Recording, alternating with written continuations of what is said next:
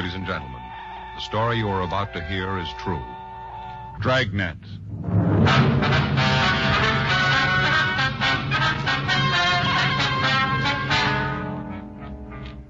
You're a detective sergeant. You're assigned to burglary division. You get a call that an important piece of religious art has been stolen from the oldest church in Los Angeles. There's no lead to its whereabouts. Your job? Find it.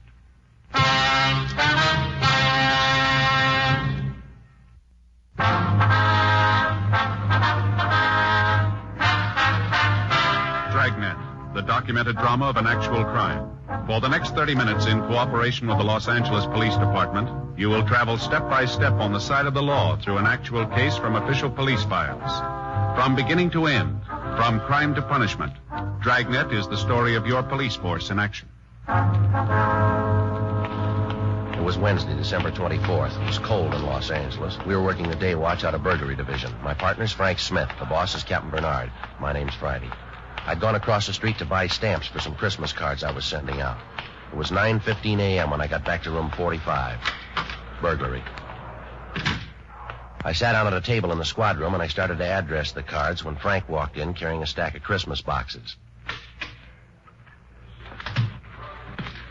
Hi, Joe. All right. Christmas cards, huh? A little late, aren't you? Well, I was going to send them out Monday, but we had that stakeout. You ought to get married, Joe. Yeah? It's the only system. Faye does all that stuff for me. Laundry, mails, cards. Only system. Might help. I brought in your present. Want to open it now? No, I'll wait. I always open a couple the day before. Why? Well, it puts you in the spirit ahead of time. I opened Phil's this morning. Who's he? Faye's brother in Denver. Gave me a magazine, one of those funny ones. What do you mean, a comic book? No, one of those funny ones, you know. No, I don't, Frank. Well, some of the pages have holes in them. You look through and there's a picture on the next page. Oh, yeah, I've seen those on the newsstand. They have cloth pasted in. Cloth? In the ads. If you want to buy a suit, they have a sample right there. You mean you can feel it? Reach right out and feel it. There was one for $200. A suit? Sure. Cloth comes from Scotland. What's it made out of? Solid gold? No, they got a special kind of goat over there. It's real smooth. Not a goat, Frank. A sheep. Well, it's a special kind of sheep, then, because a suit costs $200. You gonna get one? I told Faye. She said, wear the sample. Anything doing? Fanning and Pryor were in on that market holdup. They come up with anything? Pound of air. Nothing else. I hope it stays quiet. I got more shopping to do. I finished. What'd you get Ann? Stationery set. Some paper and envelopes. Leather binding. Joe, you'll never learn. Well, what's the matter?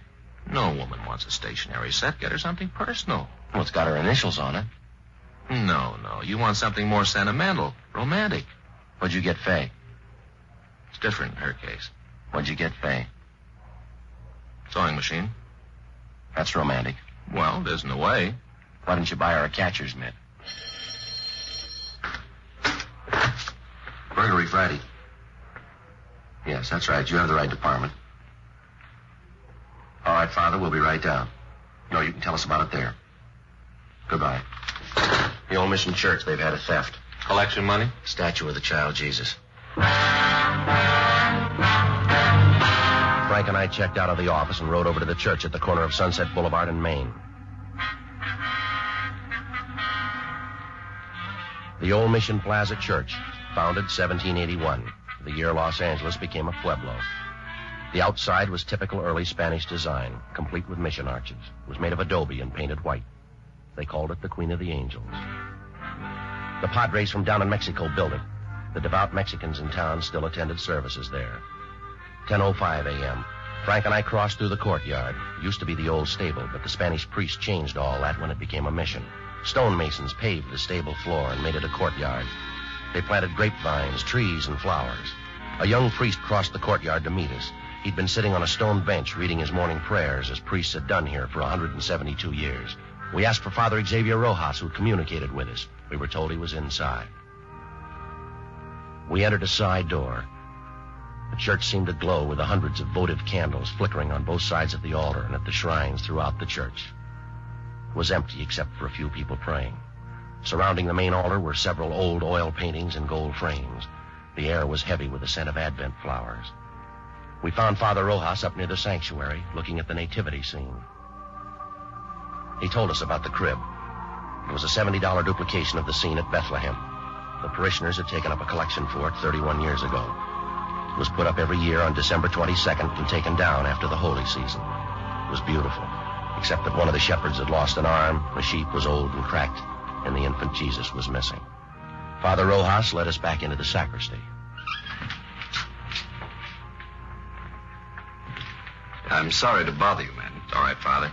Especially now, the holiday season. We cash our checks, Father. You want to tell us what happened? Or what you think happened? I discovered the statue was missing right after the 6 o'clock Mass. You say the 6? Yes. I started over to the rectory and stopped by the crib. Was the statue there before Mass? I don't know, but it was there last night. How late is the church open? All night. You leave it wide open so any thief can walk in? Particularly thieves, Sergeant. You say it was there last night, Father. How late? 10 or 11 o'clock, we had confessions. No one saw it after that? One of the altar boys, he says it may have been there. He thinks it was. Did he see it? He's not sure. What's his name? Pardon me.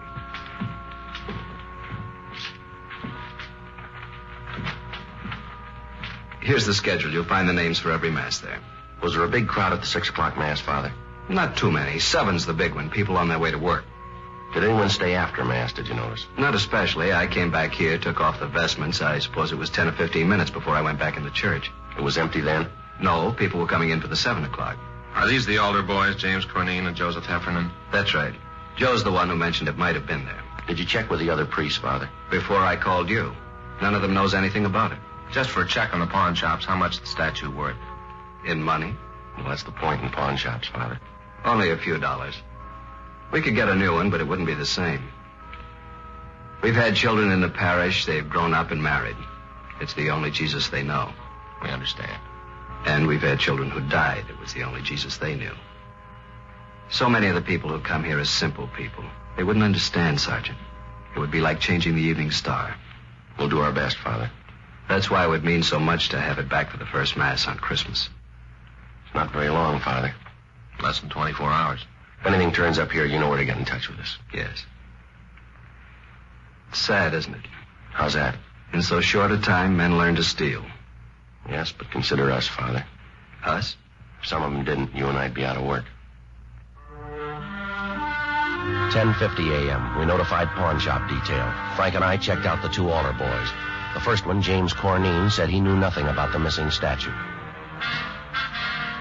The second one, Joseph Heffernan, was not at home. His father said he had a part-time job, but he'd have him get in touch with us right after lunch. By 11:30 a.m., we'd run out of book procedure. We had a man to find. Our only clue, he'd been to church. 11:33 a.m. We checked the phone books for the names of religious stores in the area. 2 of them were closed. We tried the third. When we got there, the only person in the store was an elderly man sitting by a table. In front of him was a large, beautifully carved chess set.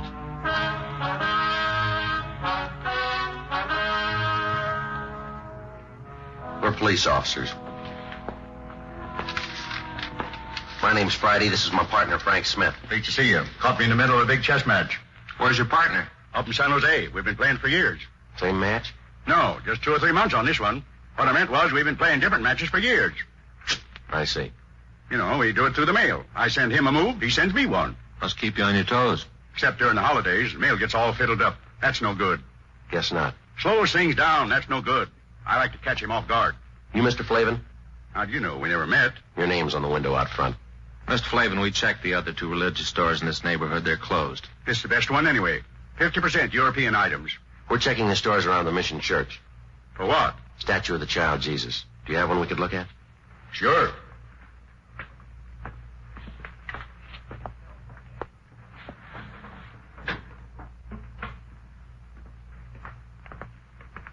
No, sir, a larger one. You don't want a larger one, unless it's for a church. That's where you want a larger one. Could we see it, please?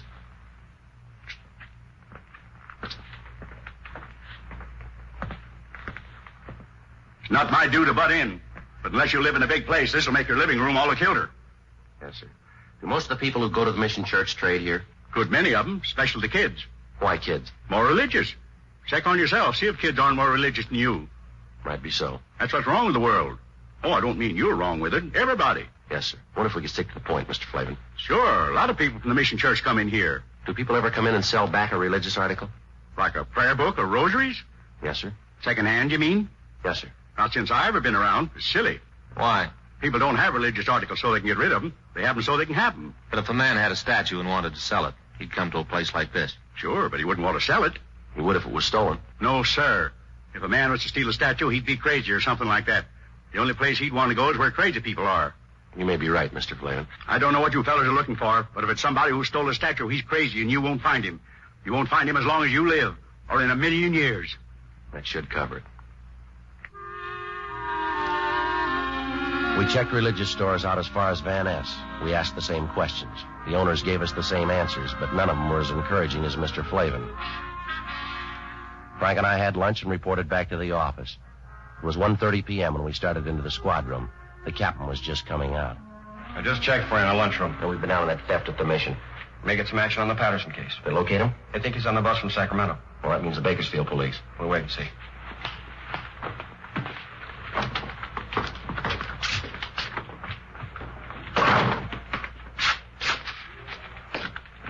One of you fellas, Sergeant Friday? He is. I'm Joe Heffernan. My father said you wanted to see me. Well, sit down, son. You didn't have to come in. A phone call would have worked. My father said to get on over. He says that any kid that uses phones is lazy.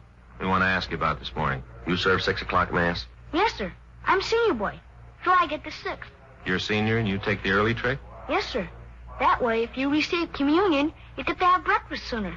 Father Rojas says you think the statue was there before mass. I didn't look, but I have a feeling it was there. A feeling? You know, how you have a feeling about something, but you're not sure. Did you stay around long after mass? I put out the candles and hung up my surplice. How long would that take? About 5 minutes, maybe. Did any of the people at mass stay on? Some of them always do, especially ladies. Oh? Maybe they don't finish in time, or else they start new prayers. I don't know. So when you left, there were still some women there? No, sir. That was at first.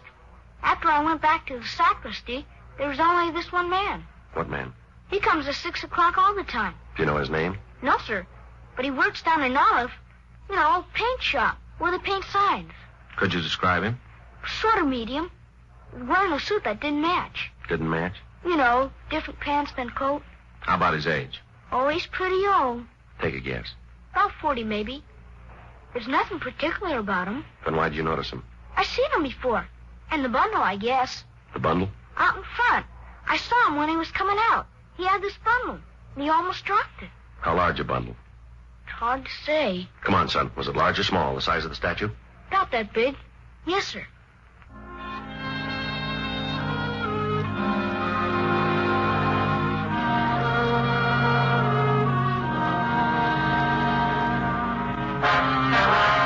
We located the sign shop. The suspect didn't work there anymore, but we discovered his name was Claude Stroop. We found out where he lived. 2:25 p.m. We arrived there. It was a hotel for men, mostly old men, mostly down and outers. It was called the Golden Dream. Police officers. We're looking for Claude Stroop. Hope Claude didn't get in any trouble. So do we. Is he in? No. He's got room 307. You can check if you like. We'll take your word. Were you on this morning? Yeah, the early shift. Oh, we don't have shifts. My uncle owns the place. I'm the shift. Did Stroop spend last night here? Came in about 11. When did he leave this morning? Around 6, maybe before. Did he come back after? 8 o'clock or so. Then left. Supposed to be back at 10. And pulls this trick. What trick? Our program. He knows the other fellas need him. Program? You're here at the hotel. Every Christmas we have a program. Put up a tree and sing. They're mostly old fellas. Singing like that makes them remember back when they were kids. Then Jimmy Finn comes on. Jimmy Finn? He shares number 409. His family once had a lot of money, so he tells the fellas about it. Stories about Christmas. How they had this big log, and his grandfather used to start it up, and after dinner everybody turned over his plate, and there underneath was a $20 gold piece. Brand new one. When Stroop came in this morning, did he have a bundle? I didn't see him come in. You said you saw him. I saw him go out after, but not come in. When was that? 8. If you want to look for a bundle, I could give you his key. We don't have a warrant. It's all right. I know about police. It's all right with me. It's not with us. I didn't mean that. I just meant it was all right with me. Good King Wenceslas looked down on the feast of Stephen. When They were 3 old men.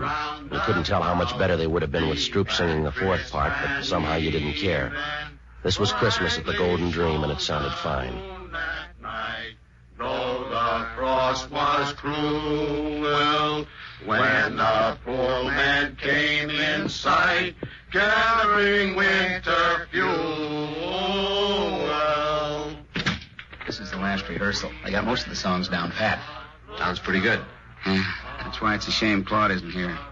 He's tenor, and they need him to make it sound just right. Does Stroop have a job? No, sir. He used to have jobs. Not much lately, though. Did he say where he was going? No, he should have. The fellas need him. When he comes in, will you call us? Sure, and not say anything to him. That's right. I hope it's nothing serious for Claude. Fella's troubles ought to be over. Troubles? Way back. It wouldn't count. Tell us anyway. Well, I don't know much about it. As much as you know. Now, come on. Well, something back where he used to live. He robbed somebody or something. What else? That's all. It was a long time ago, way far back. But he forgot it all, the robbing and everything. No, not quite.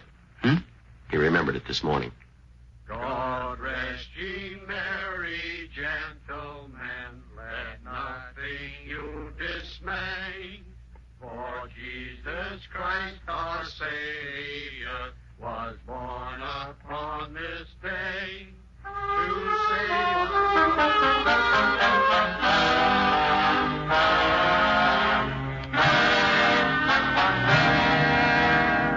We went back to the office and ran Stroop's name through R&I. If he'd been booked anywhere, we had no record of it, at least not under that name.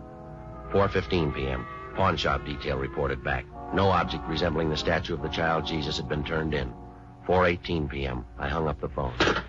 Patterson's on that Sacramento bus. I thought Bakersfield had it. They were supposed to confirm. They did. Upward station. What about Fanning and Pryor? They're still out. Well, they'll be back soon. When's the bus arrive? 6 o'clock. Well, there's plenty of time for them to make it. There's more time for you. We're still in that theft. Can it wait? No. What is it? $10, $15 statue? When's the price determine a case? I realize it's a church statue, but that doesn't give it priority. It's important to them, Captain. Joe and I promised to get it back. What do you got on it? Nothing much. And why are you so big-hearted? Burglary Friday. When? No. Don't say anything. No. Right. It's Claude Stroop. He just walked into the hotel. He's our suspect. Nobody's leaked to him? No. You'll keep. You can run him down tomorrow. It'll be too late then. They need it for the first mass in the morning, Skipper. It's kind of a big thing for them. I'm sorry. I can't juggle details around so you can get a statue back. If there's time later on, we'll do our best. Yes, sir. You better get over to the station.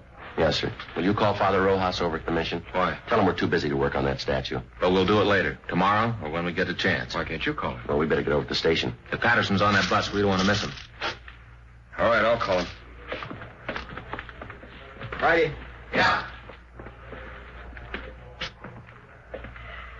I can send Fanning and Pryor over. You might as well stay on that other thing. Whenever you say, Captain.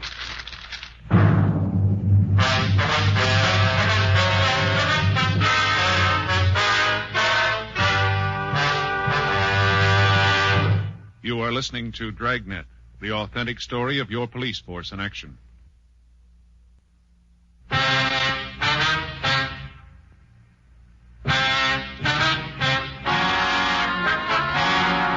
.43 p.m. We arrived at the Golden Dream Hotel. The desk clerk was right. Claude Stroop looked like a man who'd had his troubles at bargain rates. Your name, Claude Stroop? Yes, sir. Police officers. We'd like to talk to you. I didn't do anything against the law. Honest, I didn't do anything against it. You haven't been accused. I want to take you downtown. We'd like to talk to you. No, sir, I'm not going. I'm not going anywhere. I'm not going to talk to anybody. You're half wrong already.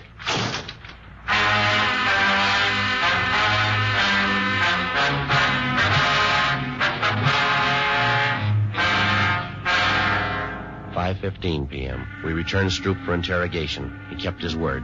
He refused to talk. 6:05 p.m. Frank called Fay, told her he'd be a little late. Stroop didn't move for a whole hour. He sat and stared, but he didn't talk. 6:40 p.m. We got a final report from pawn shop detail. The shops were closed. There was no statue. Stroop still hadn't talked. Don't you ever want to go home, Stroop? If I was to talk, he wouldn't let me go. Depends on what you'd say. I'd say it wrong, and I wouldn't get home. You won't this way either. I'd like to go. You can bet on that. This is the 7th year we had the program, and I never missed a one. Not a single one. Why don't you tell us what happened, Stroop? How would I know you'd let me go? You wouldn't. I might as well anyway. All right, what happened from Mass on? Well, there was Mass. I came out and started down toward the hotel. Back up. I left my stuff at the hotel, and then I picked up George's car. I didn't steal it. He said I could have it any time I wanted. Only this time I didn't ask him. I took it and started out. Well, I should have asked, but I just didn't. I went over to Grand Avenue for the Christmas bulbs where this fellow sells them secondhand. It was coming out of the lot that I did it. Yeah. The bumper must have caught the other car. Didn't leave too big a dent, but there was this long scratch. I got out and tried to wipe it off with my handkerchief. Spit on it like. Only didn't do no good. I didn't think anybody saw. I don't know how you fellows found out about it. I'll check auto records. Right. Stroop, we didn't bring you down here to talk about that. You didn't? No. There's a statue missing from the church. A statue of the child Jesus. You mean I took it? You took a bundle out of church? Yes, sir. That was my other pants for the program tonight. I had a place sewed up and there was a button on it. You can check. But I wouldn't take a statue. I don't think you would either. He's clear at auto records. Go on home. For the program? You mean it's all right? Good night, Stroop. Good night.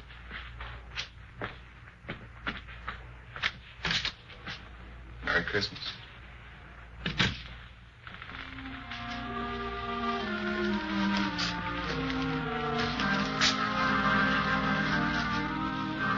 Where to? Well, I don't know. We could stay and work on it tonight. Wouldn't do any good. We won't find it. I don't think so. No use kidding the priest. Build his hopes up. Might as well go tell him now.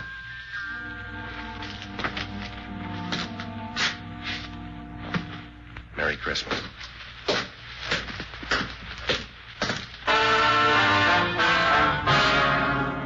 "7:27 p.m. We found Father Rojas. Frank told him how it was, that we couldn't get the statue back by morning, but that we'd keep trying during the week. He said he understood. We told him we had to get on. As Frank and I started to leave, the doors at the main entrance to the church opened.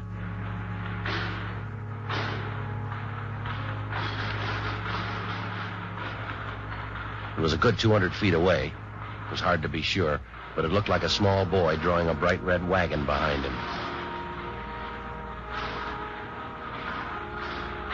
When he got closer, you could see he was no bigger than a pint of milk. He was a luminous-eyed little Mexican boy with a face as young as yesterday. The priest seemed to know him. Paquito? In the back of the wagon was the missing statue of the child Jesus. He picked it up gently and walked up to the priest. Padre Rojas? He just stood there looking up at Father Rojas. It's Paco Mendoza, the boy from the parish. Ask him where he found it. ¿Dónde lo encontraste? No lo encontré, le cogí esta mañana. He didn't find it, he took it. Why? ¿Por qué? Todos los años Paquito rezó por un camioncito rojo. Este año Paquito rezó al niño Jesús. Yo prometí al niño Jesús el primer viaje en mi camioncito. He says all through the years he's prayed for a red wagon. This year he prayed to the child Jesus. He promised that if he got the wagon, the child Jesus would have the first ride in it. ¿Vendrá el diablo para llevar a Paquito? He wants to know if the devil will come and take him to hell. That's your department, Father. No el diablo. Jesus ama a Paquito mucho. We crossed over to the sanctuary. With the help of Father Rojas, the young boy replaced the infant Jesus in its rightful place, the crib in the nativity scene. Frank and I could have been wrong, but the small plaster statue seemed to approve. Mary, Joseph, the wise men, Gaspar, Melchior, Balthazar, the old shepherd, the young shepherd, the peasant, they all seemed to approve.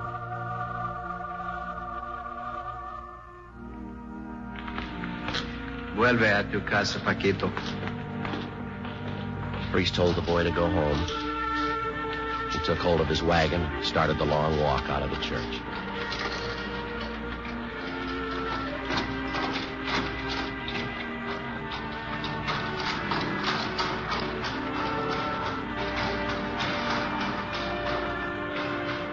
wasn't much we could say.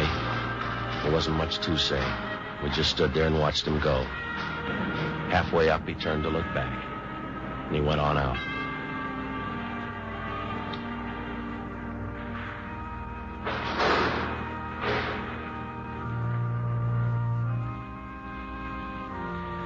I don't understand how we got that wagon today. Don't kids wait for Santa Claus anymore? It isn't from Santa Claus. The firemen fix old toys and give them to new children. Paquito's family, they're poor.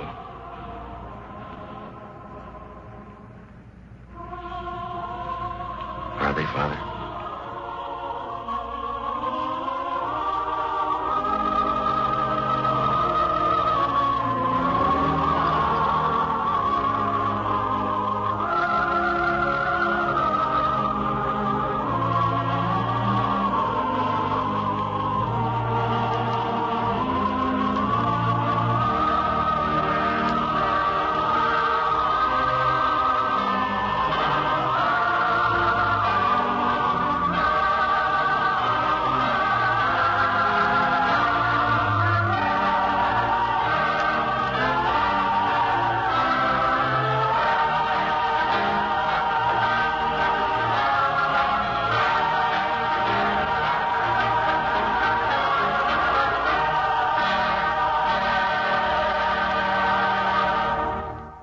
The story you have just heard is true. The names and locations were changed.